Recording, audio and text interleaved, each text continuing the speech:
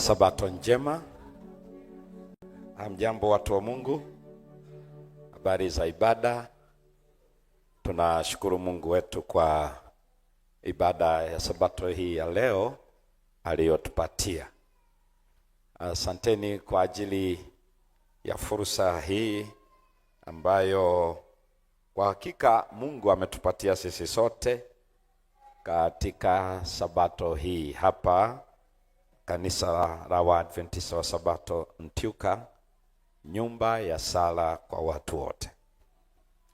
Nashukuru Mungu nikiungana na wote waliopata nafasi hii katika huduma ya Sabato ya leo, na katika huduma ya nyimbo waimbaji mbarikiwe, kwaya zote, na hata waliomaliza muda sio mrefu wakimsifu Bwana katika vielelezo vya uaminifu, na wakitupatia ujumbe Mungu ametutaka tuwe wakili waaminifu.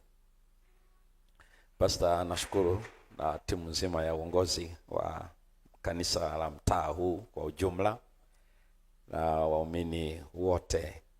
Tumepata nafasi hii ambayo leo na kesho, panapo majaliwa ya Mungu, tutakuwa na mada hii kubwa inayosema wakili mwaminifu, ambayo imejengwa katika Wakorinto ya kwanza sura ile ya 4 aya ya kwanza na ya pili. Mtu na tuhesabu hivi tu watumishi wa Mungu na mawakili wa siri zake, na hapo inapohitajika ni mtu aonekane kuwa mwaminifu. Hizi aya mbili ndio zitakazobeba, na baada ya mapumziko ya chakula tutakuja kuangalia kwa undani kwa nini ni muhimu sana hiyo aya.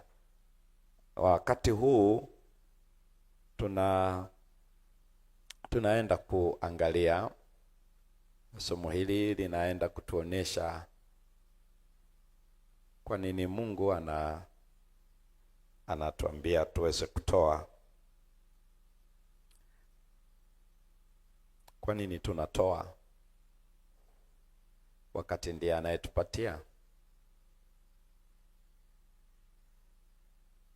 Ingawa mchana itakuwa ni sehemu hiyo pia ambayo itatuzidi kutupatia majibu yake kwa ndani, lakini kwa hakika kabla ya yote haya inalenga kutuonesha hali yetu ikoje na kwa nini tuko hivi. Itatulazimu kupata takwimu katika CTF, lakini pia mtaa wa Ntyuka, sehemu ya takwimu. Halafu tutabidi pia tupate changamoto kuona hasa upande wa takwimu za nchi yetu kwa sehemu. Halafu ndipo tuweze kuona Mungu anataka tufanye nini. Kuna nini hasa anachotaka tufanye anapotuambia kutoa. Kwa hivyo karibuni katika muda huu. Ninaamini saa 7 tutakuwa tumepata mapumziko. Tuombe. Baba yetu wa mbinguni, tunakushukuru sana kutukarimu mbele za uso wako katika ibada Sabato ya leo. Tufundishe mapenzi yako na utuwezeshe kuelewa na kuitikia sawa sawa na neno lako. Tunaomba katika jina la Yesu Kristo, amina.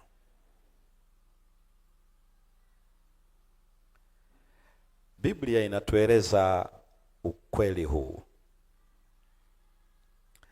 Katika utoaji wote ambao Biblia inaeleza, inatuambia utoaji huo haukumkamilisha aliyeabudu.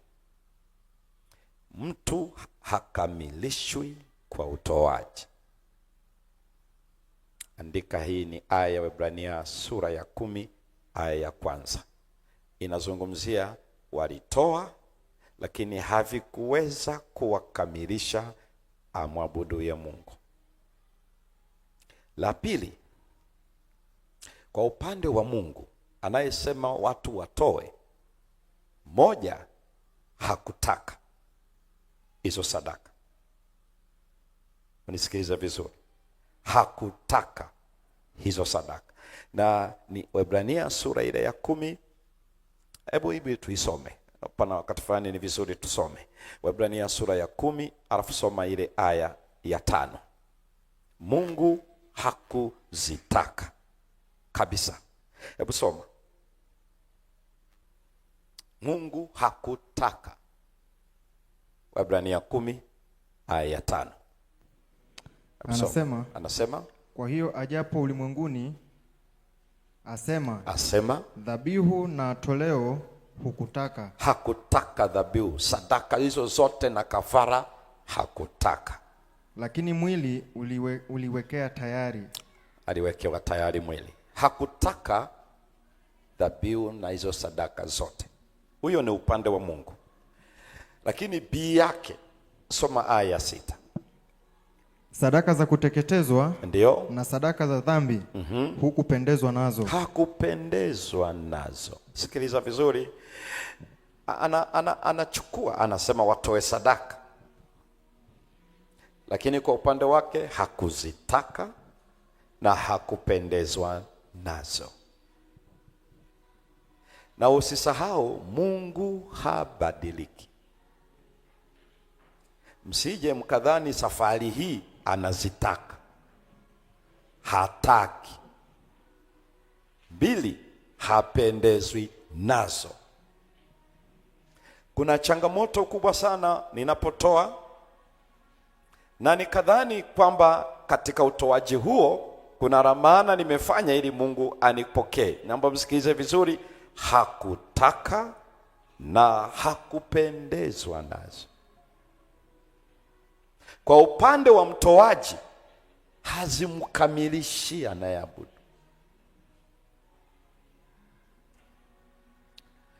Ayubu sura ya 41. Soma Ayubu 41. Angalau inaweza ikatusaidia hii kufahamu kwa nini hatuwezi kufanya biashara na alivyoviumba yeye mwenyewe. Ayubu 41, nasoma ile aya 11. Aya 11 inasema, ni nani aliyetangulia kunipa hata nimlipe? Nani aliyetangulia kunipa hadi nifanyeje? Nimlipe. Aha. Kila kilicho chini ya mbingu nzima ni changu. Ni chake. Sio kama mnasikia anachoeleza hilo? Na unajua ni Mungu hapa anamuuliza Ayubu, anamfuruliza kumuuliza, nani aliyetangulia kunipa ili nimlipe? Maana yake mtu yeyote akitoa kwa uaminifu alichosema Bwana, asitazamiwe kulipwa, kwa sababu hicho alichotoa sio chako. Mara nyingi huwa ninaumia nikisikia mtu anasema Mungu lazima atalipa kwa sababu unafanya hiki na hiki. Kwa kipi? Yaani katika vyote alivyoumba Mungu, nani alikuwa wa mwisho kuumbwa?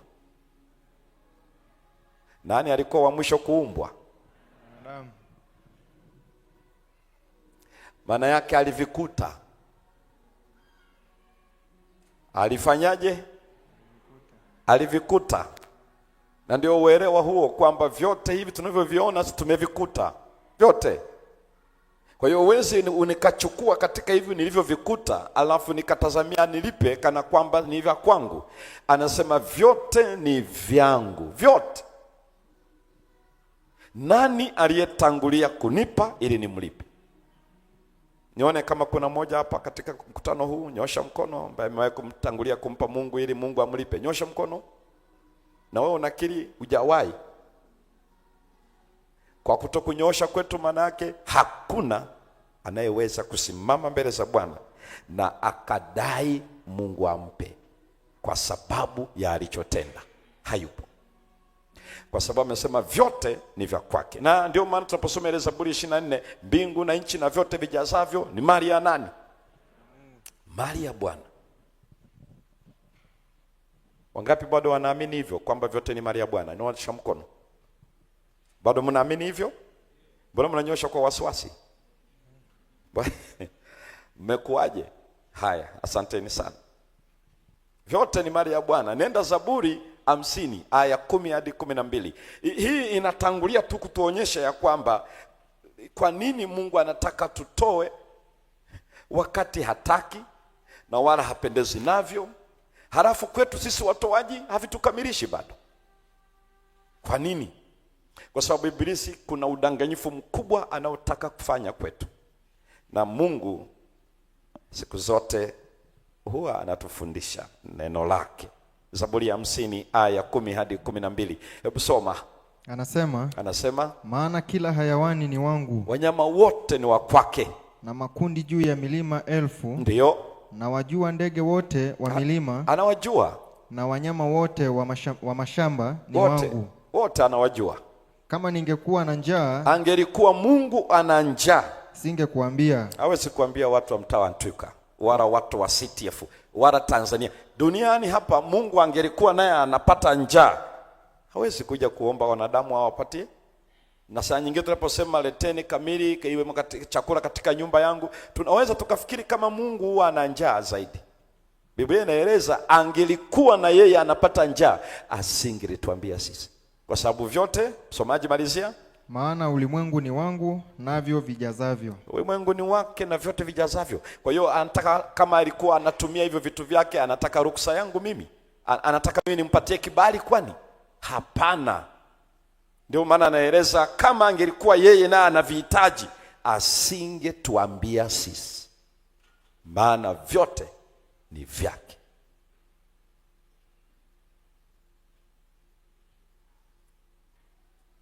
Hii nini maana yake? Ndio maana somo letu linasema utoaji sio kuongeza kipato, ni kuinua imani. It's not about fundraising. It is faith raising. Miongoni mwa mambo ambayo yana ukakasi mkubwa ni ya ulimwengu na yanatumika leo kwenye kanisa ni fundraising. Hiki kitu hakipo kwenye Biblia. Hakuna kitu kinaitwa fundraising kwenye Biblia. Ni kauli za kisiasa, kauli za kibinadamu, na zina upotoshaji mkubwa hiyo kauli. Siku zote katika utoaji Mungu halengi kipato, huwa anatafuta moyo. Na tutaona ndani ya siku leo na kesho,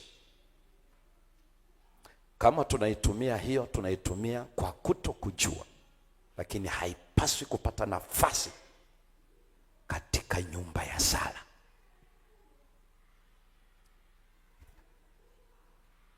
Tutaka kuja kuelewana baadaye.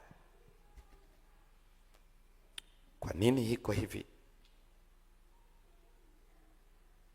Kwa sababu Mungu anaposema tutoe, huwa halengi kinachotolewa, huwa analenga anayemtoa. Kwa nini inakuwa vile? Sasa kwenye mara nyingi, kwa sababu uelewa wangu na wakwako unaweza ukawa na changamoto, ndio maana hizi takwimu zinatueleza tuko na shida. Nitoe kwanza takwimu ya CTF. Nilichukua takwimu wakati CTF inapangwa. Dodoma ilikuwa inatoka ETC, mkoa wa Iringa unatoka Southern Highland Conference, alafu wilaya ya Kiteto ilichukuliwa North East Tanzania Conference, ambao ofisi zake ziko Same, Kilimanjaro. Kwa hiyo walichukua kwa wilaya ya Kiteto, mkoa wa Iringa ikatoka kwenye ile Southern Highland, alafu Dodoma ikatoka ETC, ikatengenezwa Central Tanzania Field mwaka 2018. Wakati huo washiriki wa hii field ilikuwa ni 19,796. Baada ya miaka 7, 2024 mwishoni, takwimu za washiriki zilionyesha ni washiriki 42,203. Ndani ya kipindi hicho idadi walioongezeka hata kama hiyo ni ongezeko tu bila kujali ni kwa barua au ni kwa ubatizo, lakini walioongezeka ni 22,407. Hii inafanya wastani kwa kila mwaka kuwa 3,201.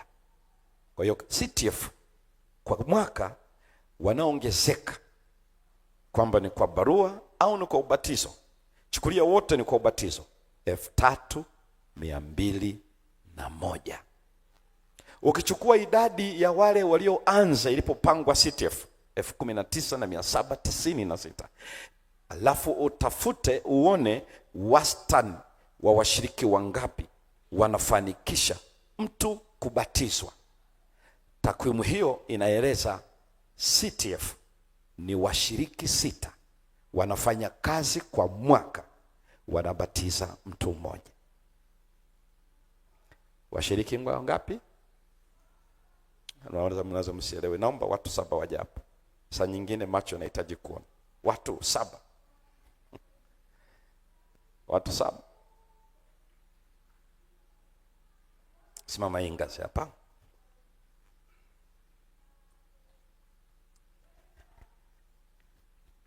Moja, mbili, tatu, nne, tano, sita, 7. Wa 7 njoo hapa.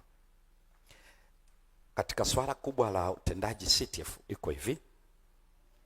Kama huyu ndiye anayebatizwa kwa kila mwaka, kwa hesabu yetu tunavyoenda, chukulia watu 3,201 wanaingia kwa njia ya ubatizo kila mwaka, na kwa idadi tulioanza 19,796 inafanya 1, 2, 3, 4, 5, 6. Hao ni washiriki 6 wanafanya kazi ya utume, kila mtu kwa karama na nafasi aliyopewa, na tunaishia kubatiza mtu mngapi? Mmoja kwa mwaka. Kama wote tunafanya, basi hii ndio takwimu.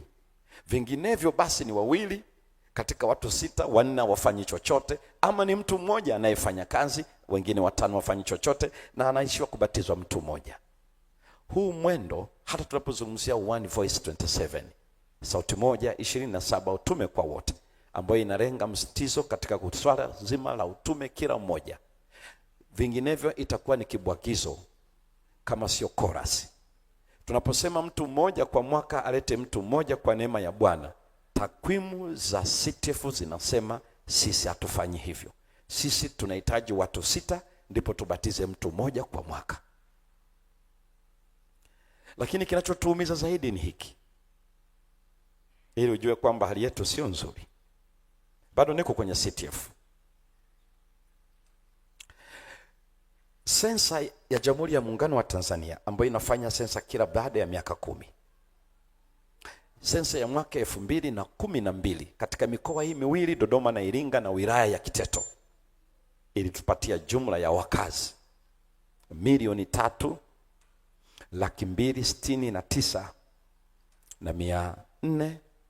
3,369,495 wakazi, kwa sababu inafanyika kila baada ya miaka 10. Ilipofika mwaka 2022, takwimu ya sensa katika mikoa hii miwili na wilaya moja ya Kiteto ilitupatia kuwa ni wakazi 4,630,478. Hii idadi inafanya muda wa miaka 10 wameongezeka wangapi wakazi katika hapa? Inakupatia ongezeko la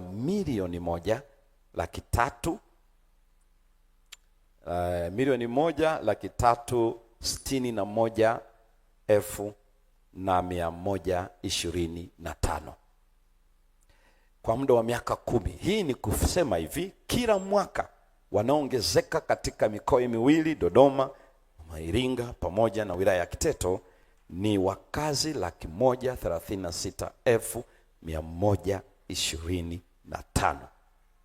Sasa ukichukua CTF ambayo kila mwaka tunaongezeka kwa njia ama ni ya ubatizo yote, ambayo ni 3,201, wakati wakazi wanaongezeka 136,125.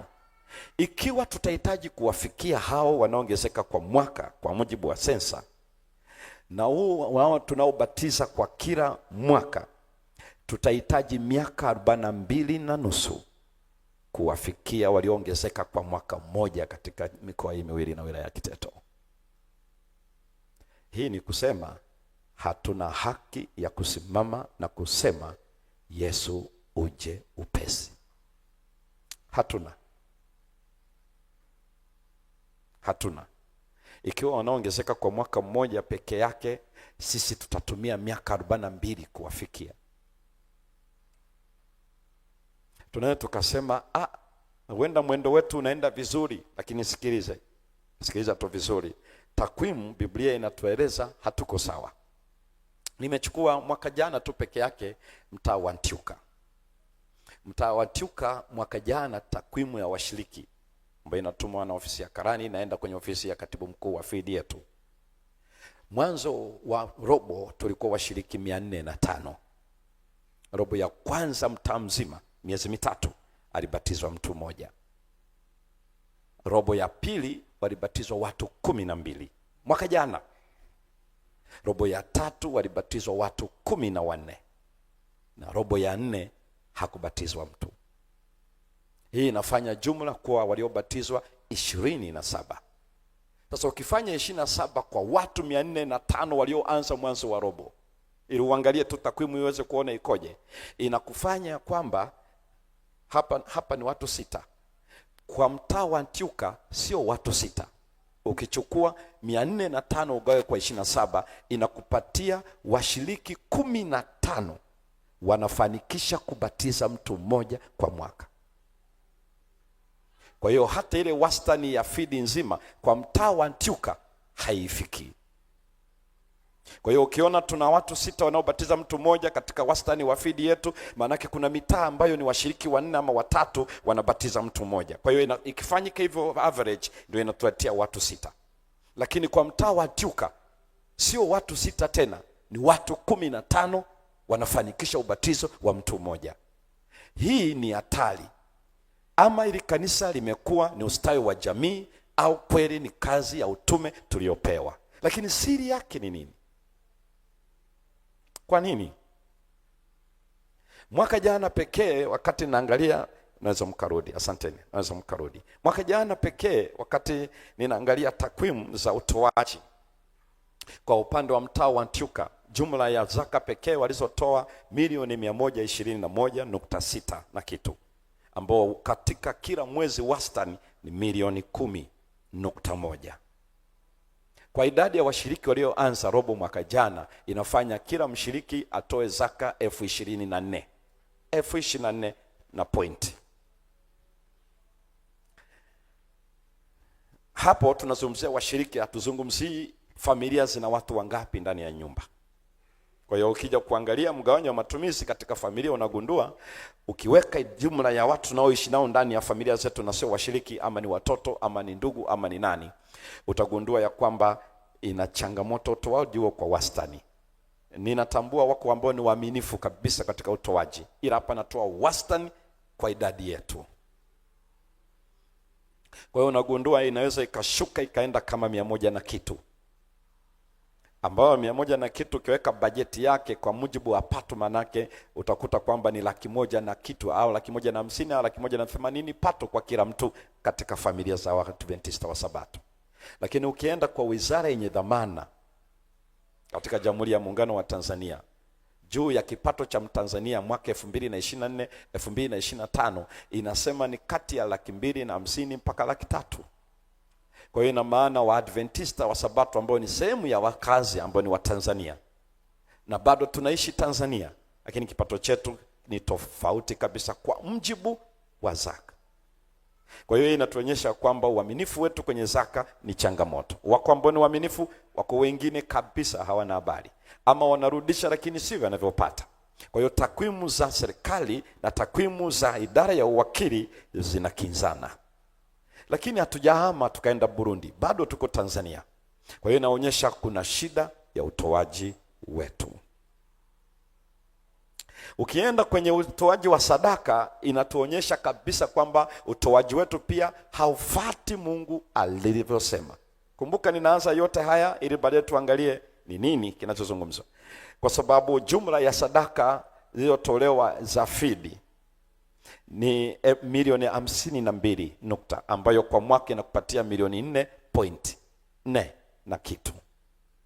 Sasa milioni 4 hizi ukiweka kiwango kile cha tithe kilichokuja cha zaka, ambayo kama ungelifuata kanuni ya ukokotoaji ambao Mungu ametupatia, ambao 58% zinaenda fidi na baki na 20%, zingine zinaenda union, zinaenda mpaka general conference, ilipaswa kuwa milioni 5 na kitu kwa kila mwezi, lakini iko milioni 4, ambayo ni sawa na 74.474 ya kile kilichopaswa kutolewa. Tafsiri yake ni kwamba tunavyotoa sadaka na zaka si Mungu alivyoweka utaratibu wake. Na ndio maana nataka kwenye semina hii nitapita hapo tuone hiyo ni utaratibu wa Mungu na kwa nini ameweka, ana nini ndani yake. Na usisahau hazitaki, hazipendezwi nazo, na wala hazimkamilishi mtoaji. Lakini kwa nini anataka? Maana ndio hoja iko hapa. Na kwa nini hatufanyi anavyotaka tufanye? Kesi iko wapi? Hii ndio inayofanya tupate nafasi hii, tujue tunamsubiri aje au hatumuamini kwamba anaweza kutunza maisha yetu. Kwenye haya, hii takwimu siku zote iko hivi. Swala zima la uaminifu katika mali ya Bwana huwa linaenda sambamba na uinjilisti. Kesho mtakuja kuelewa juu ya jambo hili. Haijawahi tokea utume ukaenda juu katika uongoaji wakati uaminifu wa mali ya Bwana uko chini. Haijawahi tokea. Haijawahi, kwa sababu vitu hivi viwili, hii ya uwakili ndio inaofanya hii uinjilisti uweze kuonekana. Tutakapofika mchana, kuanzia mchana utaanza kuona juu ya jambo hilo linavyofanyika. Kwa sababu Biblia inatueleza kwenye kanisa la awali, ambao ndio reference yetu, ndio rejea yetu kubwa sana, kwamba wakati Yesu anapaa ile siku ya 40 tangu amefufuka, aliacha washiriki 120 kwenye ile Matendo 1 aya ya 15. Baada ya siku 10 Pentecost ilipokuja, Biblia inatueleza walibatizwa 3000 kwenye ile Matendo 2 aya ya 41. Halafu inatueleza aya 47, Mungu alilizidisha kanisa lake kila siku kwa wote waliomjia yeye. Yaani uzidishaji wa kanisa ilikuwa ni daily basis. Kila siku watu walibatizwa. Nimuulize pastor, wewe unabatiza kila siku pastor? Hakuna, kwa sababu takwimu zenyewe mwaka jana ni hizo.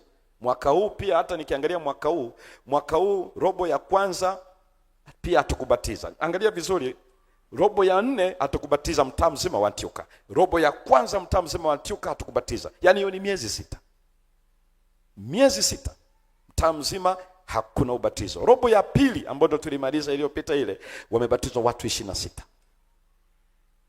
Kwa hiyo unaposema ni kweli hatubatizwi kila siku, ni kweli, kwa sababu hizo takwimu ndizo zinazoonyesha. Na lakini Biblia inaeleza wakati ule wa mitume kila siku watu walibatizwa. Nini ilikuwa siri yao hasa? Na Biblia inaeleza alizidisha kanisa lake kila siku kwa watu waliomwamini. Bado ukisoma Matendo sura ya 4 aya ya 4, Mungu alizidisha kanisa lake.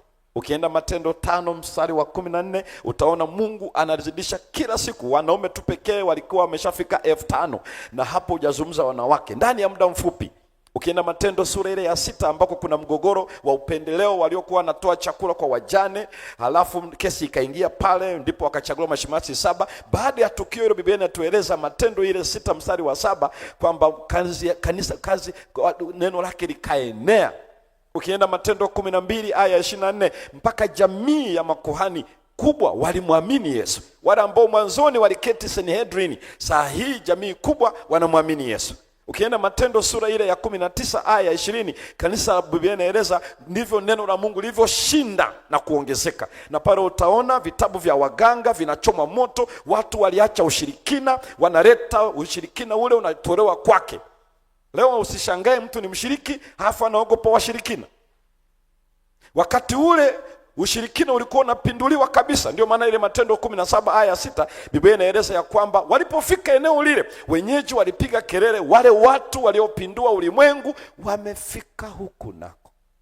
Walijulikana kama wanaopindua ulimwengu, na waliishi wakati ambako nguvu za ibilisi kwa zimeshamili, lakini ibilisi hakuweza chochote kwao. Siri yao ilikuwa ni moja. Biblia inaeleza hawa watu walipokea Roho Mtakatifu. Yesu aliwaambia, subirini kwanza, pokee nguvu za Roho Mtakatifu, atakuja juu yenu. Utendaji wetu unaonyesha wazi tunahitaji Roho Mtakatifu. Huyo pekee ndio msaada wangu na msaada wako. Msaada wangu na msaada wako. Kwa hivyo nini Biblia inachoeleza? Mungu anapotaka tutoe, huwa anataka mtoaji na sio kinachotolewa. Kwa sababu kilichopotea sio hicho kinachotolewa, ila ni mtoaji. Biblia inaeleza alikuja kutafuta na kuokoa kilichopotea. Soma pamoja nami katika kitabu kile cha Walawi sura 22 na ile aya 21. Utoaji sio kuinua kipato, lakini ni kuinua imani. Faith raising. Soma Walawi 22 aya 21. Hebu soma pale. Anasema na mtu awaye yote atakayemtolea Bwana dhabihu katika sadaka za amani, ili kuondoa nadhiri, amani ya nadhiri, au sadaka ya moyo wa kupenda, katika ng'ombe, iwe ni katika wanyama au katika kondoo, atakuwa mkamilifu. Biblia inasema awe tu mkamilifu, apate kukubaliwa, ili apate kukubaliwa. Yaani hoja ya mtoaji ni apate kufanya nini? Kukubaliwa. Hatutoi ili tupate vitu. Katika utoaji alichotaka Bwana, toa kilicho kamili ili upate kukubaliwa. Ni swala la acceptance na sio kitu kingine. Na mimi ninaeleza swala hili, nataka niwaambie kitu cha pekee kwamba sasa hivi ibilisi amefanya utoaji iwe ni mojawapo ya njia ya kiuchumi. Mnanisikia? Mnanisikia watu wa Mungu? Watu wanapotoa zaka, wanarudisha zaka na sadaka, wanaona watapata mafuriko ya mali. Yaani utoaji inaanza kufundishwa kama mbinu ya kiuchumi. Hakuna kitu kikubwa kinachodhalilisha kabisa katika swala zima la utoaji tunapokuwa na hoja hiyo. Ndio maana ninakuomba uweze kuhudhuria, tutaenda vizuri na utauliza maswali na tutasikiza Biblia ikitupatia majibu yake. Siku zote utoaji haijawahi kuwa mbinu ya kiuchumi hata siku moja. Kwa nini? Hoja apate kukubaliwa. Na nyinyi mnaelewa wakati anatoa Kaini na Habili haikuwa ili wapate mali. Biblia inaeleza kwamba Mungu anamwambia Kaini kwenye ile Mwanzo 4:7, je, ukitenda vema hutapata kibali? Ukifanya vizuri nitakukubali wewe. Lakini sio nifanye vizuri kwenye utoaji halafu Mungu aweze kufanya anipatie vitu. Ni swala la kupata kibali chake. Na ndio maana Biblia inaandika tu kwa ujumla, kwa upana, anapomwandikia Paulo, anapoandikia Timotheo, ile Timotheo ya pili sura ile ya pili aya ya 15, jitahidi kujionyesha ya kwamba umekubaliwa na nani? Umekubaliwa na Mungu. Ukisoma Walawi yote ambayo hasa ndio iko pale kwenye center kwenye vitabu vya Torati, ambayo inahusika utoaji wa aina zote za sadaka, hoja upate kukubaliwa. Kwa hiyo sio mimi ninatoa ili Mungu unipe, ila ninatoa ili nikubaliwe mimi. Kuna sayansi gani hii inayohusika kwenye utoaji na mimi kukubaliwa? Sayansi hii ambayo tutakuja kuiangalia katika semina hizi Biblia inaeleza ndivyo anavyofanya, kwa sababu kama hiyo itakuwa mbinu ya kiuchumi, basi haina haja Mungu atuambie fanya kazi siku 6. Wala asingeweza kutueleza ya kwamba mtu mvivu atapata umaskini wa kumtosha. Wala Biblia isingetueleza umemwona mtu mwenye bidii huyo atasimama kwa watu wakubwa. Biblia isingetueleza watafutaye mambo ya upuuzi atapata umaskini. Yaani isingetueleza. Na hata hivyo Biblia isingetuambia ukweli huu ya kwamba ndiye anayewapatia watu wote na anabariki kazi za mikono yao. Na hasa hebu nenda Mathayo sura ile ya 5 na ile aya ya 45. Mathayo sura ile ya 5 na ile aya ya 45. Utoaji haujawahi kuwa kamwe mbinu za kiuchumi. Hamna. Mathayo 5 mstari ule wa 45. Hebu soma. Ili mpate kuwa wana wa Baba yenu aliye mbinguni. Aliye mbinguni. Maana yeye huangazia jua lake waovu na wema. Huangazia jua lake waovu na nani? Na wema. Halafu huonyeshea mvua wenye haki na wasio haki. Huonyeshea mvua wenye haki na wasio nini? Haki. Na wasio haki. Ninyi wenyewe ni mashahidi. Hilo jua linawaka mali waki. Kwani ni waovu hawalioni? Wako gizani. Waovu huku Dodoma wako gizani. Wanaona na wao nuru. Haya, mvua zikinyesha hazinyeshi mashamba ya waovu? Wakipanda hawavuni? Wanavuna. Kwani wao wanamrudishia Bwana? Ninauliza hivi, wasio mcha Bwana nao huwa wanapata? Ndio. Wanapata Ndio. Mvua zikinyesha huwa zinanyesha kwenye mashamba yao pia?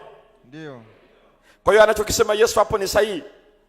Uangazia jua wema na waovu, wanyeshea mvua wenye haki na ndivyo anavyofanya.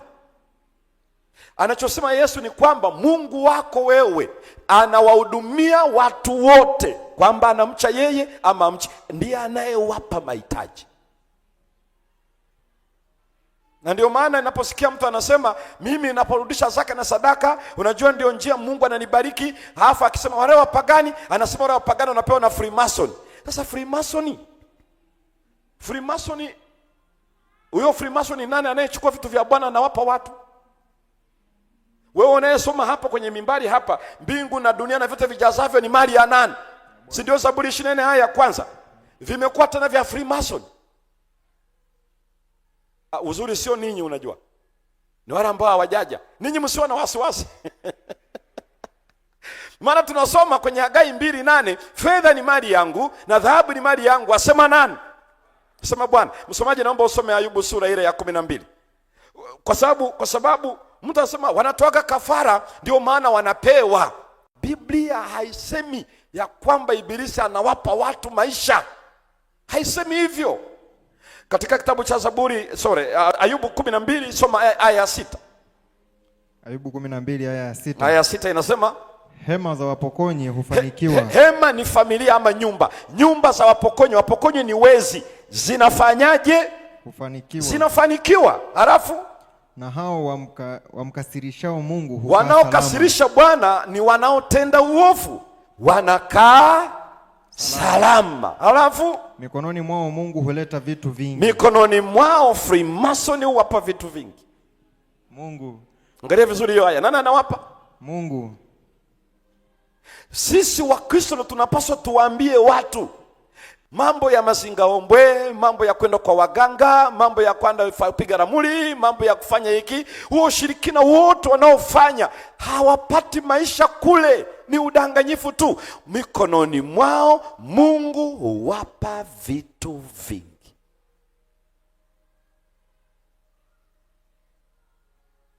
Haiwezekani leo unaotesha karanga hapa Dodoma karanga zinahitaji irizi wote. Ninyi mnaonaje? Karanga zina uhusiano wote na irizi? Zinahitaji udongo, zinahitaji maji, palizi. Kwa hiyo mtu anapoweka irizi amedanganywa tu. Hakuna lolote. Ukienda kwa wachimbaji wa madini wanadhani kwenda kwa waganga na kutoa hiki na kile ndio wapate dhahabu. Lakini vyote ni mali ya nani?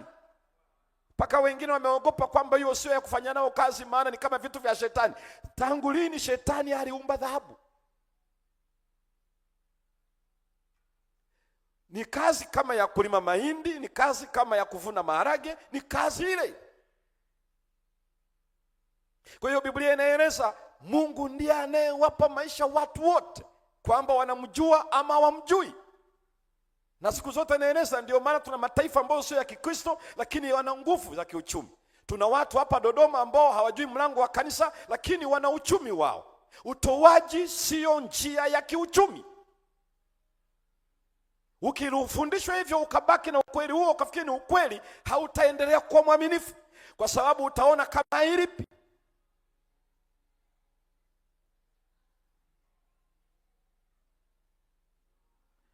Na Biblia inatueleza hayo yote tuweze kujua hoja, tupate kukubaliwa, kwa sababu utoaji ni swala la kuinua imani na sio kipato.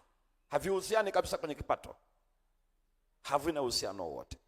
Mchana tutaingia kwenye kina juu ya jambo hilo, lakini hebu turudi pale kwenye aya tuliyosoma hapa ambayo imebeba ujumbe wa leo kwa dakika zilizobaki.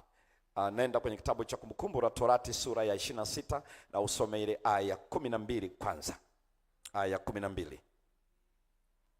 Anasema, ndio, utakapokwisha kutoa zaka katika zaka zote za maongeo yako mwaka wa 3. Zaka zote za maongeo yako mwaka wa ngapi? Wa 3. Ambao ndio mwaka wa kutolea zaka. Mwaka wa kutolea zaka. Umpe zile zaka za Mlawi na mgeni na yatima na mjane wapate kula ndani ya malango yako na kushiba. Sasa sikiliza. Hiyo ni zaka inatolewa na nani kanisa? Nani wanatoa hiyo zaka? Wana wa Israeli. Tuko sawa? Ndio. Wanani wanaitumia hiyo? Mlawi. Walawi 1, 2, mgeni. Wageni 3, yatima 4, mjane. Wajane. Na hiyo zaka inatolewa muda gani? Mwaka wa 3. Mwaka wa 3. Naomba msikilize vizuri jambo hili. Usishangae ukaenda kwenye mtandao huko ukakuta zaka walikuwa wanatoa mwaka wa 3. Hii wanaotoa kila unapopata imesomwa wapi? Inabidi usikilize vizuri hapa, kwa sababu hali ni vizuri ujue unachokifanya. Na napenda ujue unachokifanya kama Biblia inachokieleza. Hii ni zaka gani ambayo wanatoa Waisraeli? Ni mwaka wa 3. Kulikuwa na, Biblia inataja awamu kubwa 3 za utoaji wa zaka. Nianze na hii ambayo ni ya 3. Hii ilitolewa kila mwaka wa 3. Israeli waliruhusiwa kulima shughuli za kiuchumi muda wa miaka 6. Wa 7 waliambiwa wasilime. Uliachwa. Hata kama ni kupogolea mizabibu wasifanye. Ni matunda yaliyokuwa wasiende kuchuma. Aliacha kwa ajili ya wahitaji na nini. Lakini mwaka wa 7 wasilime chochote. Na utaiona kwenye Walawi sura 25. Utasoma aya 4 na kuendelea. Mwaka wa 7. Kwa hiyo walilima miaka 6 pekee. Na ule mwaka wa 6 Mungu aliwaambia nitawapa mavuno mara 2 kwa ajili ya mwaka ujao. Kwenye hii miaka 6 ndio Mungu aligawanya mara 3, mara 2. Kwa hiyo mwaka wa kwanza, wa pili, wa 3 walitoa zaka mwaka wa 3, wa 4, wa 5, wa 6 walitoa zaka. Hii zaka inaenda. Sasa sikiliza, wapate kwenda kushiba katika malango yako. Kwenye malango yako hapa haizungumzii nyumbani. Kwa sababu mlaji sio anayetoa. Anayetoa ni Mwisraeli, lakini anayekula ni Mlawi, anakulia kwa mtu, na wewe utakatwa mkono wa nini? Wa kulia. Ukimtoa jicho la kushoto, na wewe watatoa jicho kwa jicho, jino kwa jino. Alikuwa anaequalize upande huo.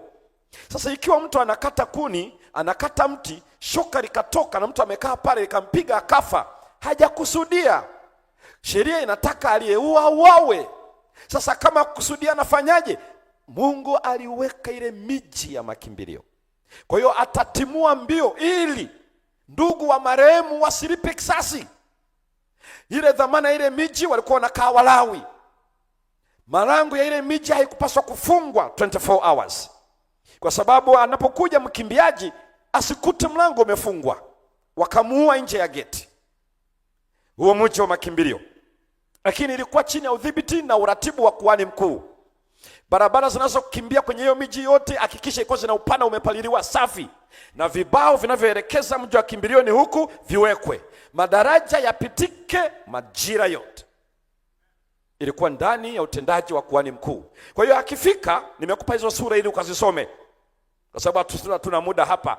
Ukasome ile Hesabu 35, ukasome ile Kumbukumbu la Torati sura ya 4 na sura ya 19, na ukasome Yoshua sura ile ya 20.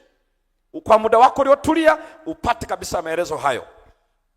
Kwa hiyo akifika anaingia, Walawi ndio wako pale, wanabidi wamsikilize.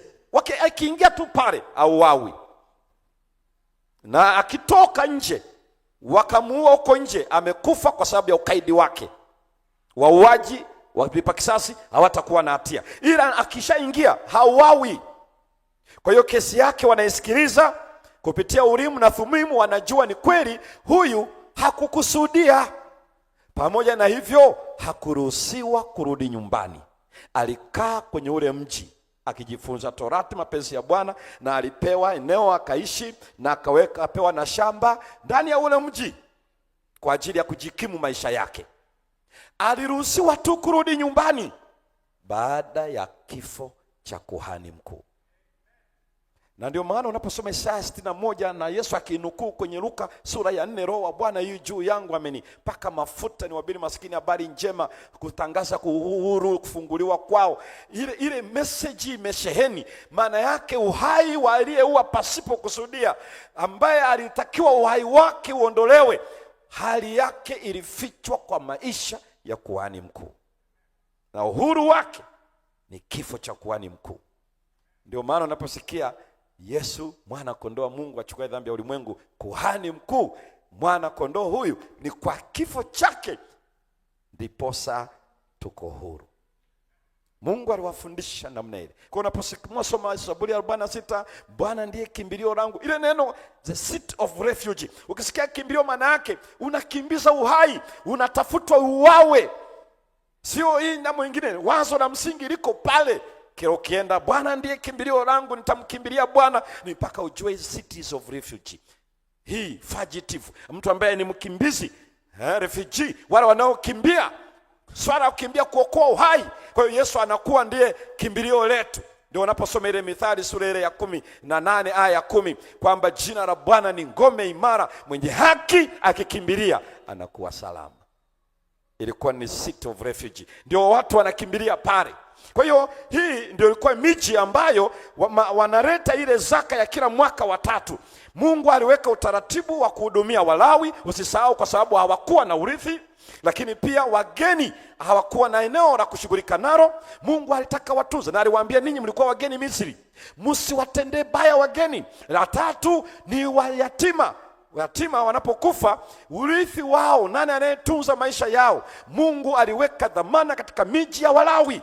Na vyakula vilipokuja kule, kilikuja kule, walienda kuchukua portion ya mahitaji yao katika miji ya makimbilio na wajane. Kwa hiyo Mungu aliweka hiyo zaka.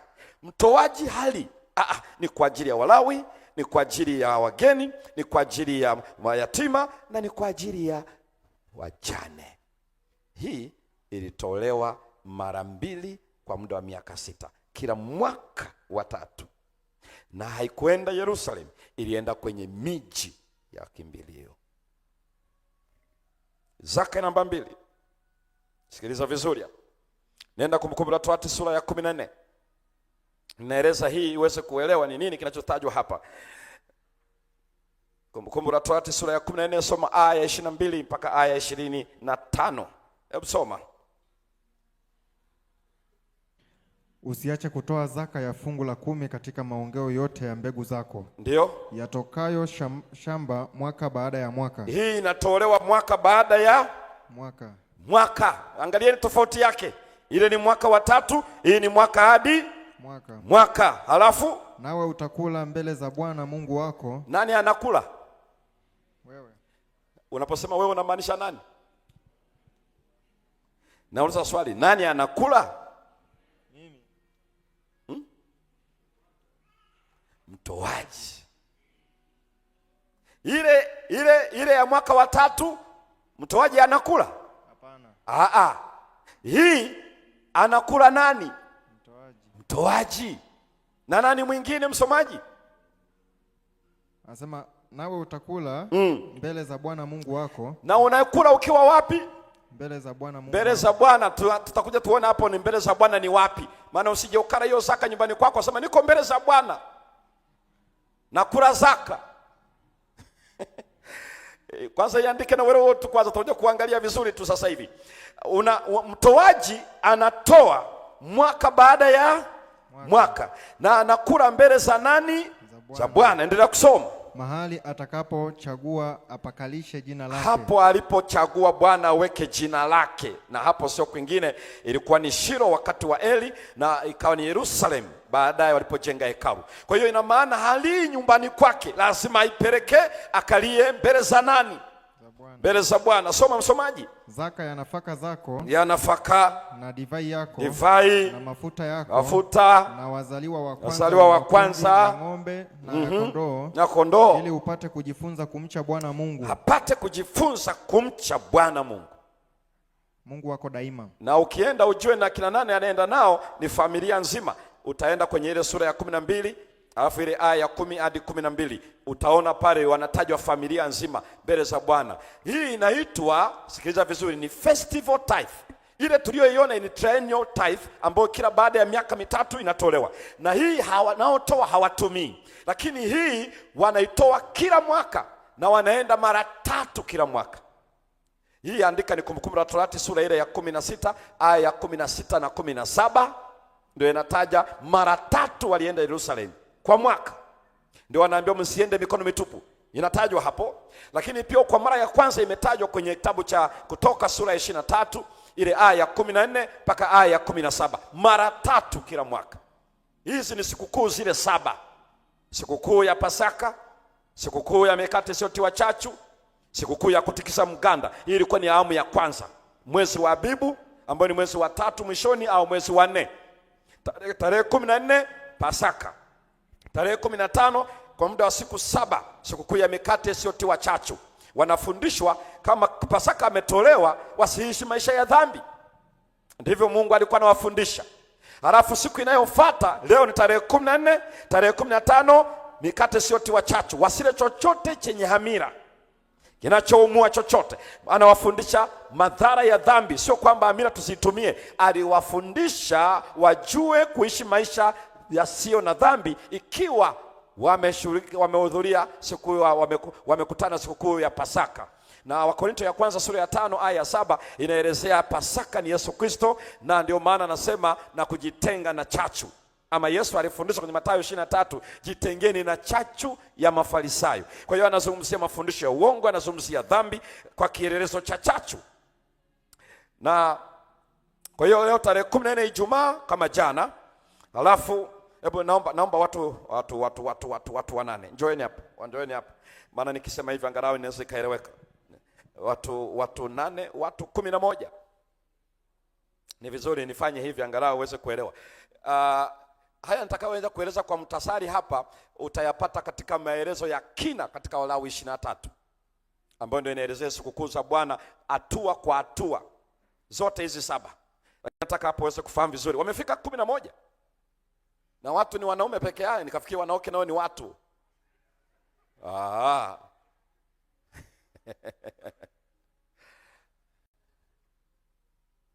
2, 3, 4, 5, 6, 7, 8, 9, 10. Watu wameishia 10. Kwa pale. Chafi bwana. Kumbe na wewe umegundua ni mtu. Kwa nafikiri umejisahau. Namba 1 Pasaka. Tarehe 14 mwezi wa Abibu. Awamu ya kwanza walipaswa wakae kule tarehe 15, tarehe 16, tarehe 17, 18, 19, 20, 21, 22, 23. Ile ni Ijumaa, Jumamosi, Jumapili, Jumatatu, Jumanne, Jumatano, Alhamisi, Ijumaa, Jumamosi. Hii hapa ndipo wanarudi nyumbani. Kwa nini mpaka hapa? Kwa sababu tarehe 14 utaiona mambo ya Walawi 23. kuanzia mstari wa 4 mpaka mstari wa 6. Hatusome kwa sababu ya muda wangu. Hapa ni Pasaka, jioni. Ni siku ya Ijumaa, ndio maana Yesu alikufa siku ya Ijumaa. Kwa sababu ilikuwa anatembea na kalenda ya hizi sikukuu hizi 7. Ijumaa tarehe 14. Sabato, sikukuu ya mikate isiyotiwa nini? Chachu, kwa muda wa siku ngapi? 7. Utaona mstari wa 10 hadi mstari wa 12 kwenye Walawi 23. Kwa hiyo kwa siku 7 inaanza Sabato 1, 2, 3, 4, 5, 6 ngapi? 7. Kwa hiyo siku 7 hizi, hii ni tarehe 15 Pasaka, tarehe 16 hii ni siku ya Sabato. Tuko sawa? Mwendo wa sikukuu kwa siku ngapi? 7. Mikate isiyotiwa nini? Chachu. Tarehe 16 inaingia sikukuu ya 3, sikukuu ya kutikisa mganda. Utaiona imetajwa vizuri kwenye hiyo aya ya 15 na 16. Sikukuu ya kutikisa mganda ina maana hivi: Yesu anakufa siku ya Ijumaa, amepumzika kaburini. Siku hii ya kutikisa mganda, siku ya Jumapili, ndio inaitwa ya kutikisa mganda, iliyolenga kufuka kwa Yesu. Kwa hiyo sikukuu hizi 3, 1 Pasaka, 2 sikukuu ya mikate isiyotiwa chachu kwa siku 7, 3 ya kutikisa mganda. Hii ndio iliwapeleka kwa mara ya kwanza. Ziko 3 mwanzo wa mwaka. Ndipo wanarudi baada ya siku 7, wanarudi. Wanakaa wanahesabu Sabato 7. Na ile ya 50 ndio inaitwa ya 50. Ndio inayojulikana Pentekoste. Biblia inaitaja siku ya mavuno ama sikukuu ya majuma. Wanakuja, huo mwezi unaitwa mwezi wa Sivan, ambao kwetu ni mwezi wa 5 mwishoni au mwezi wa 6 mwanzoni. Hii ndio inaitwa Pentekoste. Inaogawa 3, sikukuu 3 za mwanzo wa mwaka na 3 za mwisho wa mwaka. Hii ilikuwa inawaingiza kwenye agano, the covenant. Na hii ndio unaona kwa nini Yesu Roho Mtakatifu alikuja siku ile ya Pentekoste. Ilikuwa ndio hii siku ya majuma ambayo inaonyesha kuingia katika agano, inaonyesha uwezo, ufalme. Yesu Kristo ni mfalme, lakini pia kuhani mkuu katika jambo kubwa la uombezi na kutupatanisha. Ndio unaona hotuba ya Petro siku ya Pentekoste, alianzia Yoeli, alafu kisha akawachukua wasikilizaji akawapeleka mbinguni, akawaambia Yesu ameketi awape Israeli toba na msamaha wa dhambi, na kwa sababu hiyo Roho Mtakatifu amekuja. Pentekoste sio tukio lilofanyika hapa duniani, ni tukio lilofanyika juu mbinguni. Wala sio swala la kunena kwa lugha. Ni Yesu, ni mfalme wa wafalme na ni kuhani mkuu. Kwa hiyo baada ya Pentekoste ndio inayogawa hapo mwezi wa Sivan. Ni sikukuu moja tu, wanarudi. Hiyo ilikuwa ni awamu ya 2. Wanakuja awamu ya 3. Awamu ya 3 ziko sikukuu 3. Sikukuu ya kupiga baragumu tarehe 1 ya mwezi wa Tishri. Kwetu ni mwezi wa Oktoba. Mwezi wa Tishri au mwezi wa 7 kwao. Tarehe 1 wanapiga baragumu. Tarehe 10 sikukuu ya upatanisho ya mwezi wa Tishri. Tarehe 15 mpaka 22 sikukuu ya vibanda. Kwa hiyo hizi ni sikukuu 3, wanakuja awamu ya 3, na ndio waliokaa muda mrefu, kwa sababu wanakaa tarehe 1 mpaka 20 na kitu. Wako kwa Yerusalemu na aliwaambia msiende mikono mitupu. Kwa hiyo hii sikukuu ilikuwa ni nini? Pentekoste ikishaisha zinakuja hizi 3 kupiga baragumu, inaashiria sikukuu ya Bwana. Sikukuu ya Bwana kwa maana ya siku ya upatanisho iko mbele. Tarehe 10 ndio ilikuwa ni kuhani mkuu anaingia mara moja kwa mwaka, na siku hiyo ni ya watu wanatesa nafsi zao, wanatengwa na dhambi kwa mwaka mzima kama taifa. Na hiyo ndio Yesu anayofanya nayo kwa sasa. Akimaliza anakuja. Atakapomaliza atasema mwenye kudhulumu azidi kudhulumu, mtakatifu azidi kutakaswa. Ni hukumu, anafanya hukumu dhidi ya dhambi na kuthibitisha tabia ya Baba kwa wale walioamini damu yake. Hii inaitwa Yom Kippur, siku ya hukumu ama siku ya upatanisho. Ikimalizika tarehe 10 ndipo anaingia sikukuu ya vibanda. Inaitwa sikukuu ya vibanda, inaitwa sikukuu ya makusanyo. Ndio sikukuu pekee ambayo wana shamra nyingi, kwa sababu wamesamehewa dhambi na dhambi zimefutwa kwa mwaka mzima, na hiyo wanakumbuka utunzaji wa Mungu kwa mwaka mzima. Ndio maana inaitwa ya vibanda. Mungu aliwaketisha Israeli miaka 40 hawalimi, hawavuni, lakini anawalisha. Sasa wanaifanya hivyo kwa kila mwaka kuonyesha Mungu ametutunza mwaka uliopita. Halafu hiyo sikukuu ndio pia walipewa nafasi ya kuomba utunzaji wa Mungu mwaka unaofuata. Ndio maana mtu yeyote anayehitaji utendaji ufadhili wa Bwana mwaka wa maisha yake unaokuja mbele ni sikukuu ya vibanda. Ndio maana kwenye Ezekiel amesema wasiokwea mvua itanyesha kwao, akimaanisha wanapoteza utunzaji wa Mungu katika maisha yao kwa uzima wa sasa. Ndio hiyo sikukuu pekee iliyo pale. Lakini jambo la tatu inaitwa siku ya makusanyo. Inaitwa ya makusanyo kwa sababu inasonda kidole mbele, siku ambako wateule watakusanywa Yesu atakapokuja mara ya pili. Na ndio lugha inayotamkwa pale. Kwa hiyo sikukuu tatu za mwisho wa mwaka, sikukuu tatu za mwanzo wa mwaka, katikati ni Pentekoste, sikukuu ya majuma. Hii ndio walisema usiache kutoa zaka yako mwaka hadi mwaka, na wewe na familia yako na nini, kwa sababu wote walioweza walienda Yerusalemu mara 3 kila mwaka. Na ndio wanaandikiwa msiende mikono mitupu. Na wanatoa hizo sikukuu zote, kila kienda wanafanya awamu zote 3. Na katika hizo zote walitoa zaka. Hii zaka wanashiriki watoaji, wanashiriki na Walawi, wanashiriki wakiwa mbele za Bwana. Ndio maana hawairi nyumbani, ni mbele za Bwana. Mungu aliweka utaratibu kia, kama ni mifugo, kama ni nini, ni sehemu ipi kwa ajili yao na familia, sehemu ipi kwa marafiki zao, sehemu ipi kwa ajili ya Walawi na nini, lakini ni mbele za Bwana na inaitwa zaka. Mnaweza mkarudi.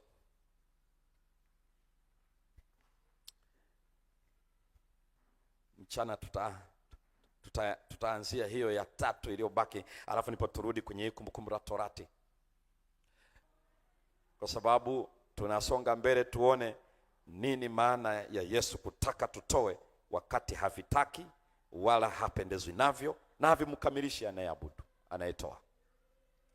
Na ukienda sikukuu ya vibanda yenyewe tu walitoa wanyama 199 kitaifa Kiisraeli, acha mmoja mmoja. Utaiona hiyo ni Hesabu sura ya 29 aya 12 mpaka 40. Na ukiona wanafanya hivyo kila sikukuu, akienda wanatoa na hizi zaka wanatoa. Na nini kiko hapo? Kuna kitu gani? Je, Mungu alikuwa ana raise fund kama ambavyo tunavyofikiri? Hapana. Kwa nini? Kila kitu kinazunguka hapo kwenye utoaji, kwenye utoaji, kwenye utoaji. Kwa nini? Kwa sababu ni vizuri tuweze kufahamu hii ni habari ya utoaji unaohusu kuinua imani. Na ibakize tu hivyo namna hiyo, kwa uelewa unaojua sasa hivi imani ni nini. Baki nayo tu namna hiyo. Lakini mchana huu wa leo ni hivi. Mungu alitaka watoe wakati hataki kinachotolewa, lakini amewaelekeza wakitoweje na kiwe na sifa ipi. Mungu anataka tuweze kutoa wakati hicho kilichotolewa hakitukamilishi sisi watoaji. Sikiliza vizuri. Nini maana yake? Anataka atukubali. Kwani vinahusianaje kutoa kwetu na kutukubalia yeye, wakati haviwezi kutuokoa, havitukamilishi, wala hakuvitaka afanyeje? Sayansi gani iko hapo?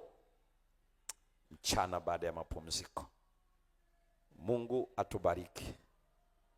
Mungu atubariki kwa jina la Yesu. Amina.